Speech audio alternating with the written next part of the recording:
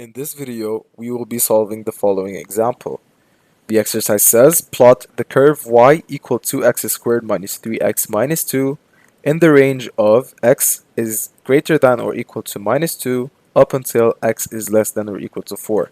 So notice in the table that we have right here, the top row contains the range minus 2, minus 1, 0, 1, 2, 3, 4. And the first column contains our variables 2x squared minus 3x minus 2 and of course y. Let's start with 2x squared. We have to replace the x with our first number minus 2. So it's going to have 8. And if you're wondering how, minus 2 squared is basically as if we're saying 2 squared, which is 4. So 2 times 4 is 8. Now moving on to minus 1, it's going to be 1 times 2, which is 2. 0 times 2 is 0. 1 times 2 is 2.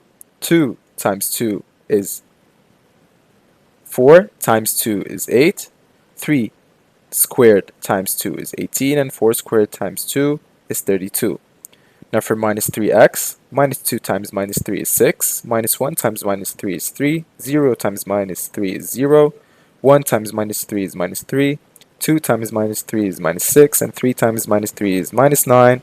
And 4 is minus 12. As for minus 2 is going to stay the same since it doesn't have any variable. As for y, it is the sum of the whole column. So 2 plus 3, 0 plus 0 minus 2 minus 2, 2 minus 3 minus 2 is minus 3, 8 minus 6 minus 2 is 0, 18 minus 9 minus 2 is 7, and 32 minus 12 minus 2 is 18. And in the next tutorial, we will be plotting these curves.